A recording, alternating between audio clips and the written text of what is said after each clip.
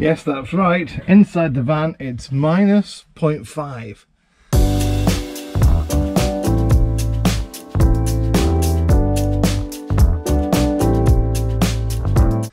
And that's the reason why we're doing today's job, actually. Today's job is to fit special water heater, like a mat that sits underneath the fresh and wastewater tanks, and also some thermal blankets to then go around it, and to thermally line all the water pipes as well, because Autofail didn't line the pipes and they've not put any thermal stuff on, which I guess is a basic van. So yeah, that's today's task, to make it all that more usable all year round, and then to wire it up inside with a little switch. They are thermostatically controlled, so they'll come on below 5 degrees C and basically heat the tank up, and make sure that nothing freezes inside the tank. And then when the temperature raises above 5 degrees C, they switch off automatically. So you could have them wired up, you know, permanently if you wanted to, but I'm going to put them on the switch anyway, just to make sure that they're not draining the battery if they need to. Each is 4 amps, so together it's 8 amps, and therefore I can put it on a 10 amp little fuse spur and get it all sorted. So yeah, that's today's task. And as you can see, it's minus 1.1 outside and it's minus 0.5 inside. So perfect day for testing, yeah. But the whole process was fitting. It was just a case of cleaning the tanks, making sure that, you know, kind of isopropanol or whatever you want to clean the tanks with, so that the sticky pads fit fine. And then we just put some normal thermal lining that you use to, you know, kind of insulate the inside of your van. This is kind of the same stuff, really. It's foil pack, so it can go inside or outside, and we've used that with some marine duct tape to stick it along the outside, along with some double-sided sticky tape between the tank surface and the insulation, and then sealed it around the outside with the marine duct tape. And then also we've used tie wraps to kind of like band it as well, so that belts and braces, it's stuck, then it's stuck from the outside, and then you know, kind of tie wraps again to hold it on. You know me though, so once we'd fitted both the pads, I went underneath and randomly chose one of them without telling Mandy which one it was. Gave it 10 minutes to heat up from a battery, and then she got a little thermometer out there, the laser thermometer, and worked out which one was actually on, and it showed up really quickly. It was obviously, like I say, -1 outside, and the tank heated up within 10 minutes to 7 degrees, which is perfect. That was fun. How much fun? That would have been lots easier doing it on the tank and then fitting the tank, but as it was, there's no chance to take it all off. So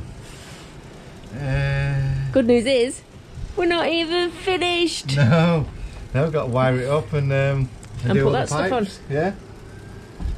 Oh, but that's for after lunch. After lunch. Yes. Bacon and potato soup, here we come. Oh yeah. Oh.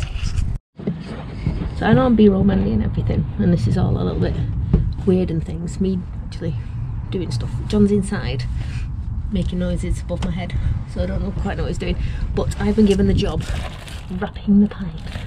So if you see here, we've got the inlet pipe for the fresh water, so we need to give that a good wrapping, and then we've got this bit here where it comes into the van. So obviously Autofail think that bit's all right, that bit's not going to freeze at all, so they've left that bit. So I'm going to wrap it all and go around here just to make sure, tuck it in, get everything up here as best I can, and see how that goes.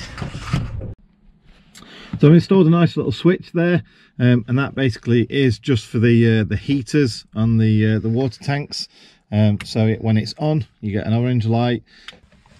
The water tank heaters, defrosters, whatever you want to call them, or frost prevention, I suppose it is that.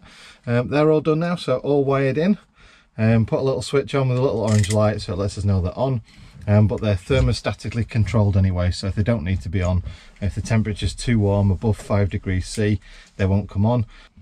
So we'll keep you posted on them, but at least they're there now. The water tanks and all the pipes underneath, everything now lagged, so Mandy was a superstar on that one and went down and did that one while I was finishing off the wiring for the heater mats on the tanks as well. So that's those done and dusted really. So we're getting to the end of our list now, but yeah, getting to the point where our van is going to be an all year round kind of usable van, which is exactly what we want really. So that's what we're rolling on now.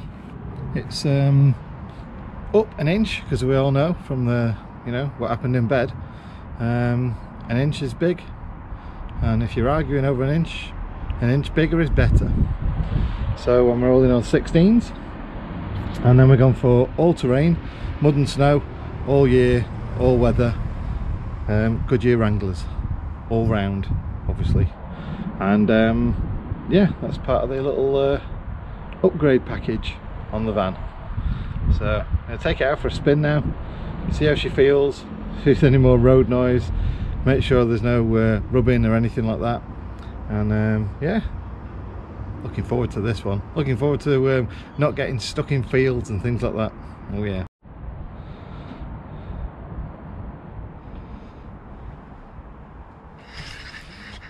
So if anybody wants a set of used for Fiat Ducato steel wheels and decent quality tyres, what are the tyres? They are Van Camper from Continental.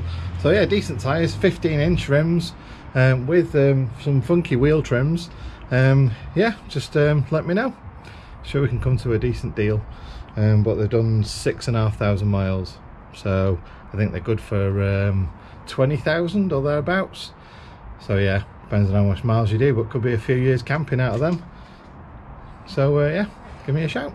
Another little upgrade I've been dying to do for months now is put in LED fog lamps, daytime running lights. The van didn't come with them, they were just blanking plates there, so I removed the blanking plates, found some lights that were perfect for that size, so I mounted them up, wired them into the ignition so they come on whenever the van's running, and I think they look great. So yeah, really happy with that one. Any questions as usual, ask away in the comments section down below. A lot of people are sending questions and that on email. I have to say I can't get to them all.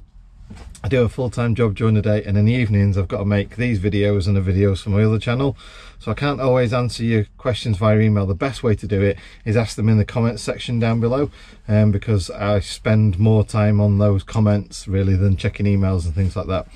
Probably check my website emails maybe kind of like a couple of times a week, whereas I check my comments section probably a couple of times a day. Yeah, maybe a couple 3 times a day, something like that. So yeah, if you've got any questions, ask in the comment section down below. If you're not a YouTuber, as in you haven't got accounts so you can't like or ask a question, just sign up for an account. It's the easiest way to do it really, and then you can join the community. You can give us a thumbs up if you like things, you can comment and get involved and things like that, and you know, have a chat with us.